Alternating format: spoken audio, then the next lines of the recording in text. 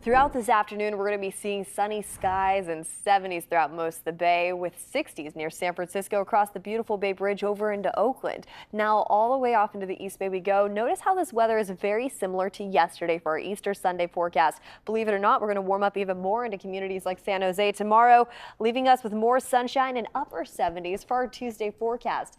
But then Wednesday and Thursday happens, and we start to see a cold front move in slowly, and that's going to cool our temperatures down fast and bring in a series of showers, not only for our Thursday setup, but for Friday too. And we're not noticing that only in our inland areas, but for our friends along the bay. If you live near San Francisco, Oakland, stretching all the way off into the East Bay and down into the Santa Clara Valley for that matter, we're all going to feel cooler weather heading into Thursday and Friday. It averages out into the upper 50s, lower 60s into this weekend, with partly cloudy skies drying up into Friday afternoon. Well, commercial crab fishermen have been dealing with later and later starts to their season over the past several years, and now the stable-cut crab season short on the other end. Scientists told our Max Darrow you can blame climate change. Another year, another abridged crab season along the California coast. The Department of Fish and Wildlife says effective April 8th, fisheries using vertical line gear in the waters south of the Sonoma-Mendocino County line will have to call it quits for the season. The reason? Entanglement risk for whales returning to California's coastal waters to feed. It's one of these unexpected surprises that climate change has thrown at us, and so now we're trying to figure out how we can adapt. Dr. Jeff Chester is a senior scientist with Oceana, an international advocacy group focused on conservation. Due to climate change and changes in the warming of the ocean, it's actually been pushing the whales closer to shore, where that's resulting in a greater overlap with where the fishing gear is. As a result, it's become the norm in recent years for the start of crab season to be delayed and the end to be accelerated, often by several weeks, if not months. Chester tells me he believes innovation and cooperation will be key to finding solutions that will work for the fishery and for the whales. I'm, for one, am optimistic. I'm hopeful. I think that with new science and with collaboration across maybe unlikely partners, right? Fishermen partnering up with conservation groups. I think that we can actually find solutions, and that really is our goal. It's not just about saving the whales, but how can we make sure we have safe waters for the whales and also have a vibrant fishery that we can be proud of here in California. He says some of his optimism comes from newfound interest from crab fishermen in new ways to fish that would allow for ropeless fishing. This spring, there are 20 fishermen signed up to actually do a large-scale test of this new technology. And if it's successful, it could provide a pathway in the future to have whale-safe fishing right alongside whales so that we can share the ocean and we can extend the crab season and give fishermen that opportunity back to keep fishing. But historically, some crabbers have expressed concerns over the cost of newer fishing methods, saying they are often far more expensive. Obviously, it's hard to take a fishery that's been around for over 100 years and transform it and have fishermen do fishing in a very different way. With the status quo clawing at all parties involved, there's no question that changes are needed. But cracking the current conditions remains a challenge. And we have continuing coverage on the shortened season and what crab fishermen are doing to try to prepare for next year. Just head to our website at kpix.com. We had plenty of storms in 2024, but some areas are still recovering from the relentless rain that we saw last winter. San Jose's Alum Rock Park was hit hard by a winter storm last year. Devin Feely shows us how the park has come along and is now more open and accessible. I've been to Eagle Rock. I've not been on any of the hike trails. John Molina hikes Alum Rock Park 3 days a week as he recovers from a nagging knee injury. I'm aching. If I'm on an incline, my knee's starting to kill me. So it's like, that's why I'm even walking on pavement as opposed to on a trail. But San Jose's oldest and most beloved park has been largely inaccessible to many people since major storms early last year toppled trees, triggered landslides, and most importantly, undercut the only road into the park itself. We did have major storms in early 2023. Which created a landslide and kind of washed out some of the road. Senior Park Ranger Lana Romero says because of that, for over a year now, people have had to park in a lot outside the park and hike in. And John says for people with kids or mobility issues, it's been quite a challenge. We came out with my son and his wife and our grandbaby, and the same thing. She was getting tired. We had to put her on our shoulders. The challenge for the city has been figuring out how to repair the road and how to pay for it. The current estimate is as much as $19 million for a massive retaining wall that would prevent further erosion. In the interim, they've reopened one lane of traffic and installed a temporary stoplight. We know how much this park means to our community, and we love seeing visitors out here use the park. Alum Rock Park has historically been a popular destination for families during the Easter holiday. John says he is mildly disappointed the city reopened the road without actually repairing the damage. But for now, he's glad others can enjoy the glorious spring colors of this historic and beautiful park. The serenity of coming out and being able to walk in nature, really. Untouched. You don't hear cars. You know, other parks you're going to hear traffic. And still ahead, a new study finds the keto diet could help in the fights against bipolar disease and schizophrenia. A doctor from Stanford joins us to explain how. And a reminder, you can stream CBS News Bay Area wherever, whenever. Catch all of our live newscasts, plus news and weather updates throughout the day. Find us on the free CBS News app or on Pluto TV.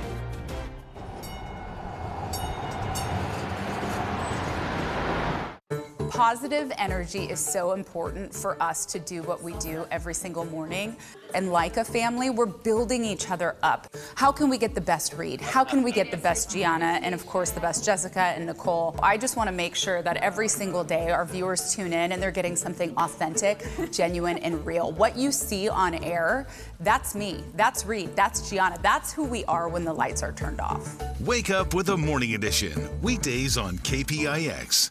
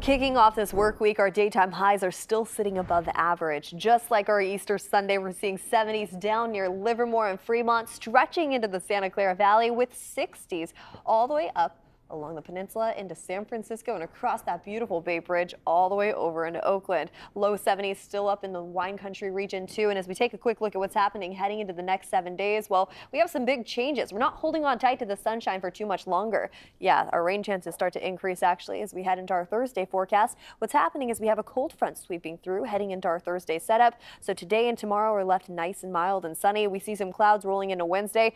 By Thursday, that's when you're going to need to hold on tight to those umbrellas because because it's going to be breezy and wet widespread throughout the Bay Area. We're going to see those lingering showers into our Friday forecast too. And here's that system sitting just offshore on Futurecast.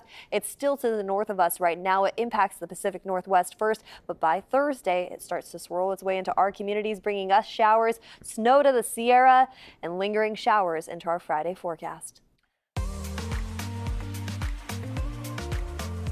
Well, mental illnesses like bipolar disease and schizophrenia can be debilitating, but a new study shows how the keto diet can actually help. The ketogenic diet is a high-fat, low-carb diet. The idea is to help with weight loss by starving the body of carbs for fuel. But on the flip side, it could increase bad cholesterol and potentially raise the risk of heart problems. Dr. Shabani Sethi from Stanford Healthcare is in the field of metabolic psychiatry. So first, how do you explain keto for people, and how effective is it for mental health disorders?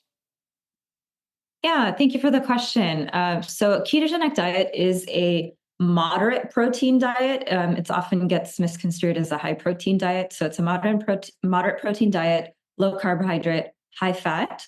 And it is an intervention that we do use. Right now, we tested it in those with serious mental illness like schizophrenia and bipolar. And we think it's helpful because it's helping stabilize neuronal membranes, stabilize mood. And in the study, what we did is we looked at a 4-month period to see what the outcome would be for psychiatric symptoms. And we saw improvements in sleep, mood, quality of life, even in some cases, reductions in hallucination frequency and voices that we hear. For those with schizophrenia and psychosis. So it's been a promising positive outcome in this pilot study, but there's more research to do, of course. Do they know the reason why? The reason why it's helpful? Mm-hmm. Yeah, so we think that it works in multiple ways. For example, we think that besides stabilizing neuronal membranes, we know that it's helpful in neurological diseases such as epilepsy. It reduces the frequency. So through mechanisms of reducing insulin resistance, reducing inflammation in the brain, through actually putting basically neurotransmitters at the right levels in some cases, we think that it works for all those mechanisms. What happens is that in the brain, we do have ways of burning fuel. We can burn glucose for energy, or we can burn ketones, and ketones is just an alternative way to burn fuel in the brain, and it's an efficient way, and it works. And so that's one of the reasons why we think that it works with mental illness, because in mental illness there are metabolic deficits like glucose abnormalities and mitochondrial deficits in the brain. So it's basically circumventing that process. Yeah, fascinating. Well, so what causes mental health disorders like bipolar disease in the first place? Do we know that? We don't know the answer as to what exactly causes bipolar illness. We do know that there are changes in neurotransmitter levels. We know that dopamine as well is a player in that, where we don't see the right amount. And so what we are looking at is how these metabolic differences with bipolar or with schizophrenia, how that can be circumvented, which is why we tried the ketogenic diet. But there are problems in glucose handling and insulin handling in the brain. So the way we use energy is a problem in mental illness and in neurological disease. Is there a downside to having this type of diet? I know it's known to be a high-fat diet. Is there a downside for some people? Actually, it's pretty safe. We use it in diabetes and obesity, reversing insulin resistance. One of the things that we did see in the study actually was that there was a reduction in cardiovascular risk while on this intervention. And we very carefully monitor our patients with advanced lipid panels, and we look at cholesterol. It's not so simple as LDL being the bad cholesterol and HDL being the good cholesterol. There are a lot of different factors to look at to see what's actually happening to actually decrease the risk for heart disease. It's fascinating. So what's next? Could the findings, I know diet is very important, but could the findings lead to new medications or new ways to approach mental illnesses altogether? Yes, we think that this study is actually very promising for future studies that are ongoing right now, randomized clinical trials that we're doing now. And what this pilot study does is it gives us information. It's a signal that both mental health symptoms and metabolic symptoms are improving. So I do see this as a potential life-saving adjunctive treatment for those with treatment-resistant schizophrenia or bipolar. Well, always good information. So Dr. Shabani Sethi from Stanford Healthcare, thanks for joining us. Thank you for having me. And coming up in our next half hour in CBS News Bay Area, hundreds of cameras are coming to East Bay roadways, all to help fight crime. Why critics say cameras are not the answer. And a push on the peninsula to dim outdoor lights and provide a better view of the stars. What one Bay Area city is doing to curb light pollution.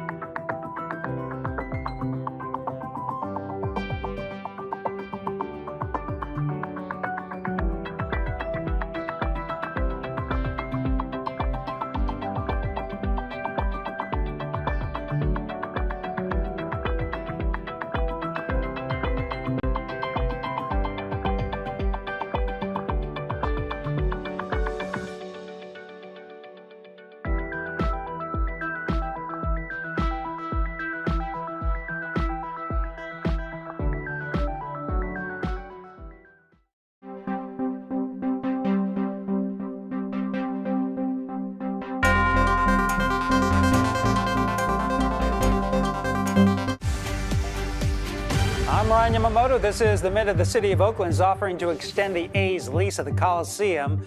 Both sides are set to meet tomorrow to discuss that offer. The A's are looking for a temporary home after their lease expires this season. The new stadium in Vegas is not expected to be ready until 2028. We have learned the names of the two people who were killed in that small plane crash in Truckee over the weekend. They worked at a Silicon Valley tech company called UpWest, and that company identified them as Liron and Naomi Petrushka. The cause of the crash is under investigation. In San Francisco, rideshare drivers will rally today at the headquarters of Uber and Lyft. They're calling for higher pay, lower company fees, and better protections from unruly passengers. Lyft tells us they have provided minimum pay guarantees and new safety features. The Bay Area's only primetime newscast at 8, 9 p.m. on the all-new Pix Plus 44 Cable 12.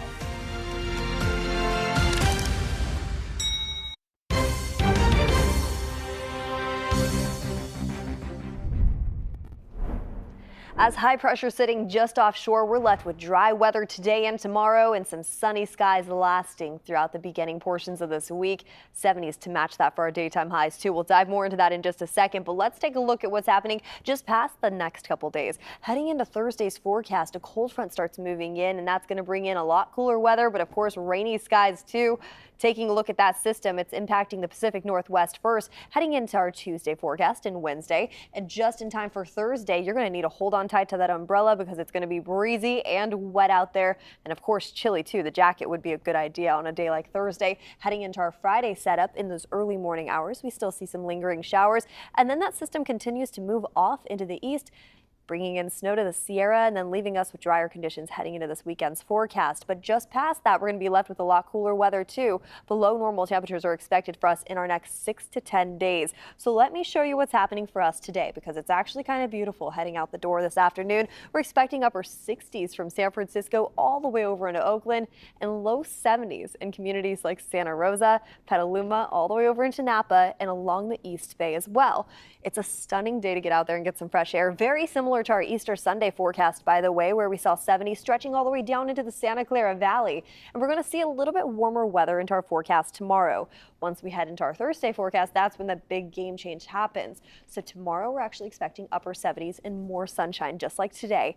That cold front moves in heading into Thursday, and so these partly cloudy skies that we see on Wednesday are going to turn into rainy skies all throughout the Bay Area for Thursday and Friday morning. And then we clear up nicely as we head into this weekend's forecast. But look at those temperatures. They're so much cooler compared to how we kicked off this work week. We see a similar trend for our friends along the Bay too. Upper 60s until Tuesday, upper 50s heading into our Friday forecast. Well, hundreds of surveillance cameras are going up on Oakland streets and along some East Bay highways. And as our Da Lim reports, some residents hope it will help fight crime, but others say they're not on board. A brazen freeway shooting caught on camera. The CHP says it happened Wednesday afternoon on 880 in Union City. Investigators say it was road rage. The bullet did not hit the victim, but shattered glass caused minor injuries. With good footage, detectives arrested this man within 24 hours. It has to have a deterrent effect, because if they know that the cameras are there, who wants to put their dirt on film? Alicia Benton says the quick arrest is also why she supports the installation of 480 cameras in Oakland and on freeways. Someone shot and killed her daughter, Amani Morris, back in November 2021 near the Bay Bridge Toll Plaza. Amani's two boys, ages 3 and 5, were sitting in the back. It was senseless. No child should ever see that. To see your mother's head blown. The two boys now live with her in Georgia. The case not solved, and she says the pain is still indescribable. You can be doing good like one day, and the next minute you're in tears. And it could be a smell, it could be a song. You have no idea what the grief is for this, and there is no time limit. We're announcing 480 new cameras. These are referred to as flock cameras. Governor Gavin Newsom says they'll install 290 cameras on surface streets in Oakland and 190 cameras along East Bay freeways.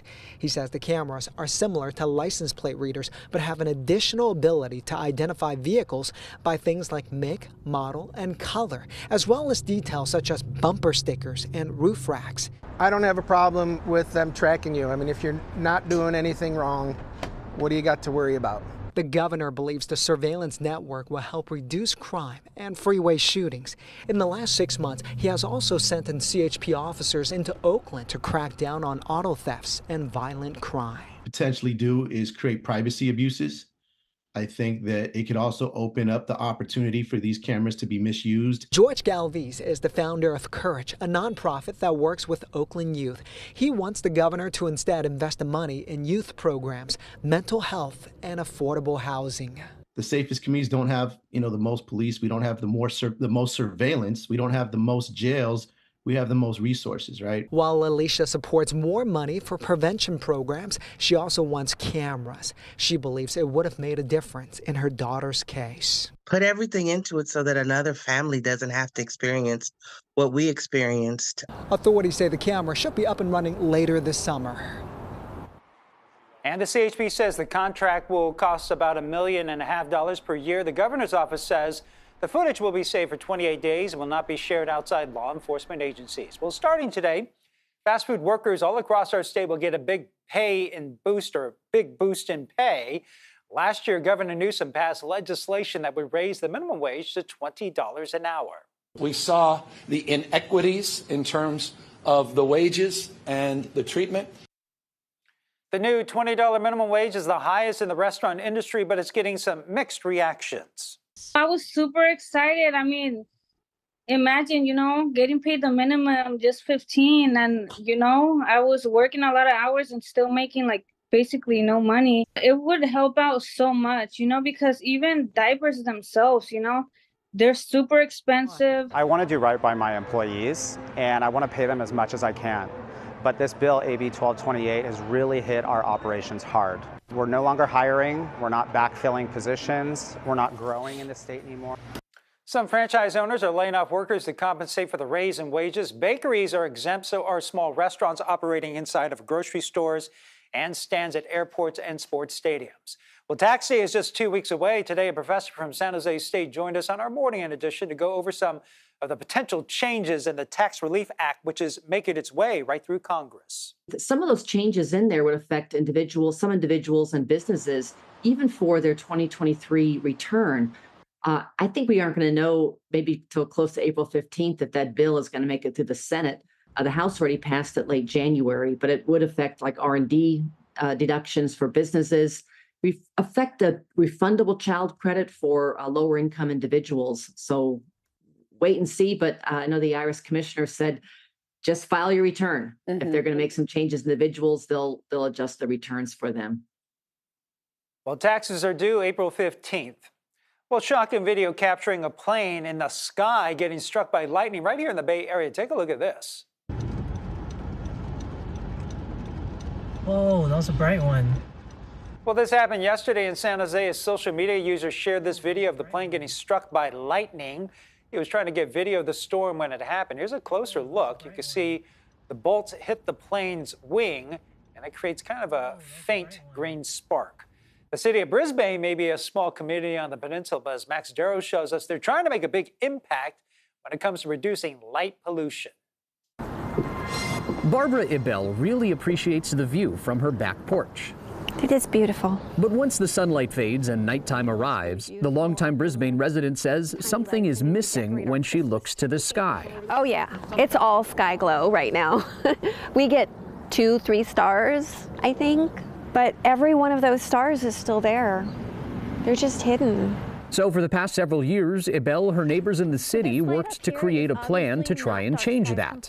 They came up with a dark sky ordinance. Light pollution has skyrocketed. And after a January 18th city council vote, the city of Brisbane is implementing it, which means the clock starts for Brisbane residents to modify their outdoor lighting. We put this one in a couple months ago. We used to have a very nice carriage light fixture, but it was completely open and glass on 4 sides, and the bulb was completely exposed. It has a warmer color temperature, a motion sensor, and it's shielded. And one of the things we look for is put a ruler across the bottom of the fixture. The light bulb should be higher than that so that the light bulb is completely tucked up inside the fixture. We have every bit as much usable light as we used to. It's just being directed downward. This is an example here at City Hall of a fully shielded light, and it's got the warmer color temperature. It's pointed downwards. Caroline Chung is with the city. You can see the difference over the years that there has been an increase in outdoor lighting applied to people's homes. Per the regulations, new outdoor light bulbs and fixtures must meet brightness, color, and other standards set by the Dark Sky Ordinance. Commercial property owners have 5 years to modify their outdoor lighting to meet the criteria. Residential property owners have 10 years, and the city has 15 years for street lights and facilities. As for enforcement, we have an administrative citation process. So there's definitely a warning, and we have a code enforcement officer that will work with the residential and commercial community. Brisbane is a small city nestled in a hillside next door to San Francisco, one of the largest culprits of Bay Area light pollution.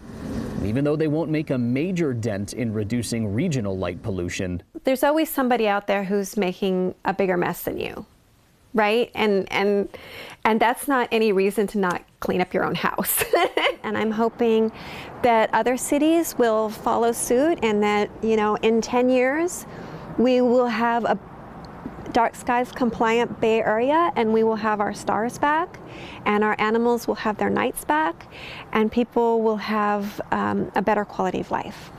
Ibel still has work to do on the home front. But this one's unshielded, so it casts light out and up where it's not needed, and that's considered light pollution.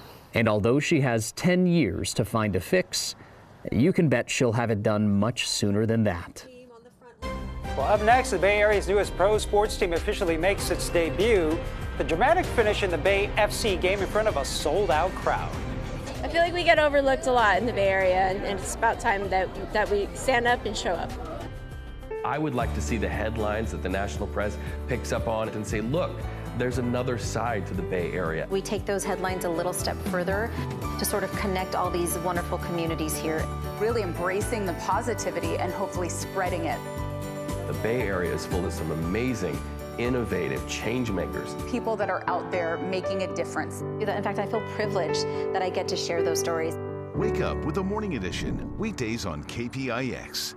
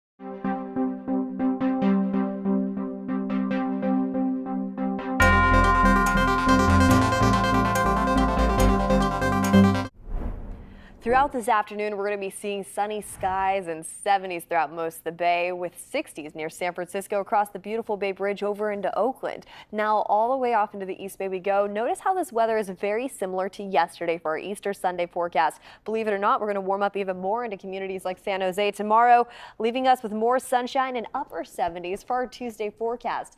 But then Wednesday and Thursday happens, and we start to see a cold front move in slowly, and that's going to cool our temperatures down fast and bring in a series of showers, not only for our Thursday setup, but for Friday too. And we're not noticing that only in our inland areas, but for our friends along the Bay. If you live near San Francisco, Oakland, stretching all the way off into the East Bay and down into the Santa Clara Valley for that matter, we're all going to feel cooler weather heading into Thursday and Friday. It averages out into the upper 50s, lower 60s into this weekend, with partly cloudy skies drying up into Friday afternoon.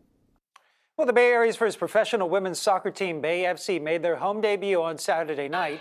The team ended up losing to the Houston Dash, but before the game, Amanda Harry spoke with supporters about being there to witness history. 18,000 tickets were sold for Bay FC's first home game here at PayPal Park. Fans say this is a historic moment both for Bay Area sports and for women's sports, and they wanted to be a part of it.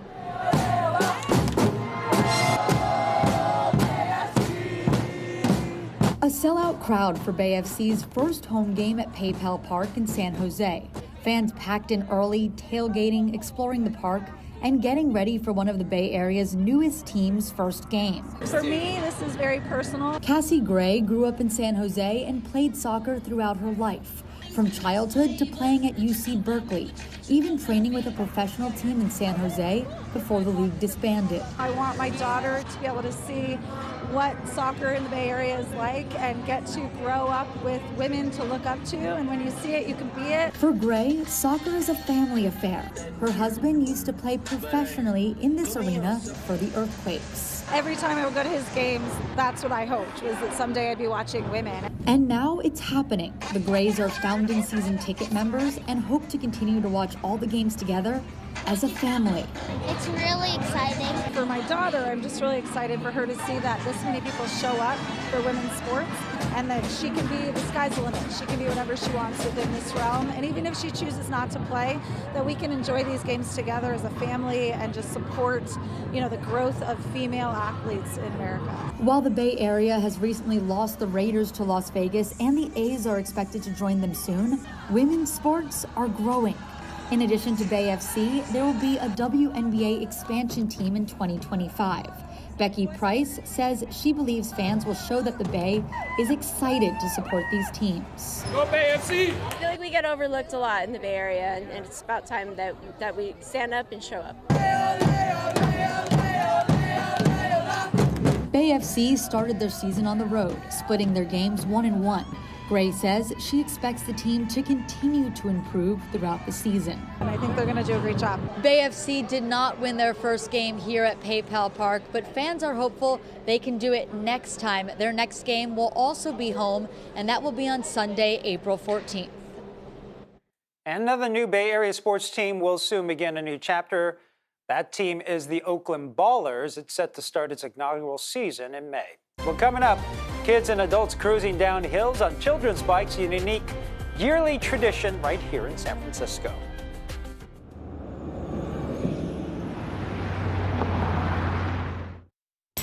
This is Pix Plus. More of what you want, more often.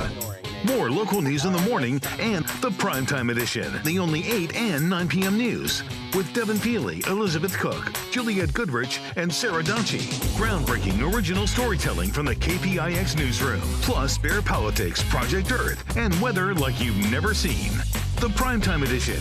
Weeknights on the new Pix Plus. 44 Cable 12.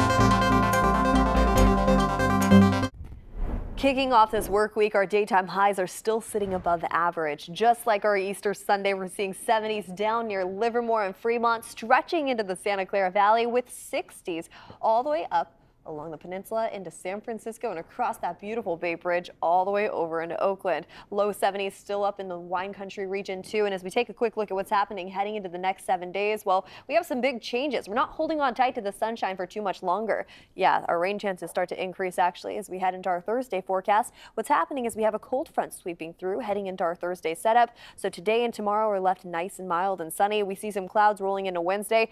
By Thursday, that's when you're going to need to hold on tight to those umbrellas because it's going to be breezy and wet widespread throughout the Bay Area. We're going to see those lingering showers into our Friday forecast too. And here's that system sitting just offshore on Futurecast. It's still to the north of us right now. It impacts the Pacific Northwest first, but by Thursday, it starts to swirl its way into our communities, bringing us showers, snow to the Sierra, and lingering showers into our Friday forecast. Well, today is April 1st, and all kinds of weird and wild shenanigans are going on in San Francisco on this April Fool's Day. From the Embarcadero to the Financial District, hundreds of folks will attend the St. Stupid's Day Parade. That parade began back in 1979 and was named in honor of a fictional character called St. Stupid, the patron saint of parking meters. We expect the annual tradition to continue today. We really wanted to do this because we feel like holidays are so special for kids, but there are many kids that get shut out from being able to experience things like this because they can't handle crowds or the noise level. And so we really wanted to put something on that would be able to include all kids and give them a great Easter experience. So that was all about Sensory Day. So there are several free sensory-friendly public egg hunts at the Church's Sunnyvale campus, all free and open to the public. Also happening right now, an Easter bunny made a stop at the Oakland Zoo. Is that where we're going right now? There we are, dropping off gifts and treats. This macaw happily ripped into its Easter surprise. Video from the Oakland Zoo shows the bird using its beak to tear off the tissue paper on the package decorated with an Easter bunny.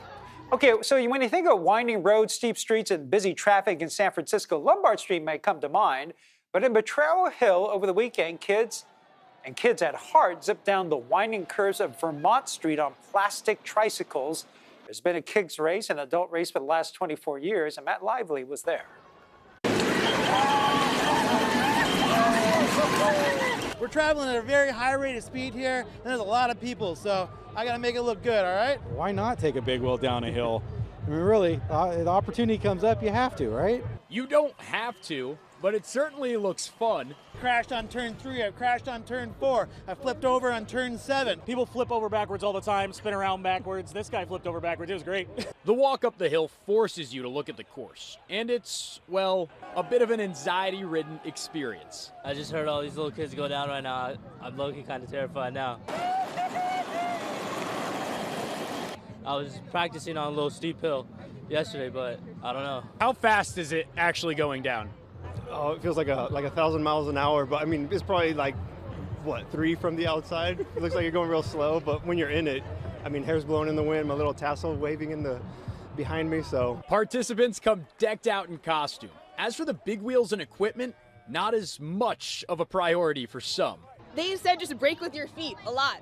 And I didn't really have shoes for that, so I'm wearing shoes that are like 3 sizes too big. Also a concern, but we're just gonna see what happens. Can you show me the seatbelt on this thing? Where is it? Sure. Yes, sir. Right here. You know what I'm saying? And just put the feet up like this. There's no way you're getting that seatbelt on. Oh, yeah. The event has survived 2+ decades, and it's clear the most dedicated wouldn't miss it for the world. What on earth possesses you to do this? What else is there to do on an Easter Sunday? Go to church or something, I don't know. What's that? Well, thanks for streaming CBS News Bay Area. I'm Ryan Yamamoto. We'll be right back with your first alert forecast and a look at your top stories.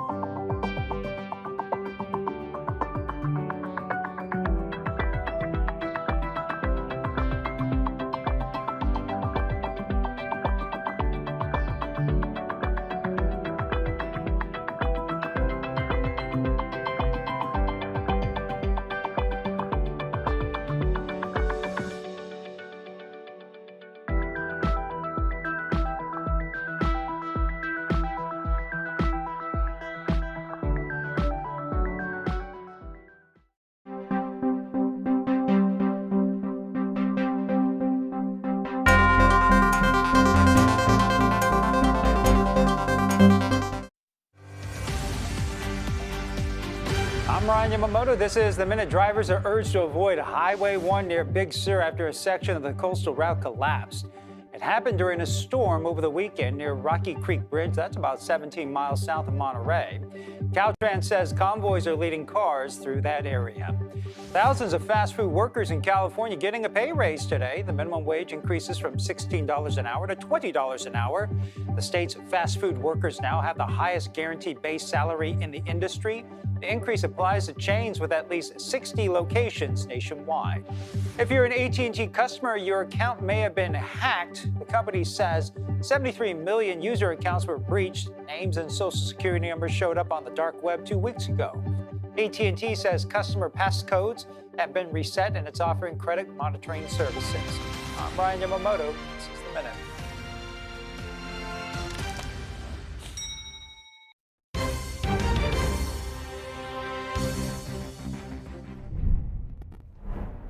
As high pressure sitting just offshore, we're left with dry weather today and tomorrow and some sunny skies lasting throughout the beginning portions of this week.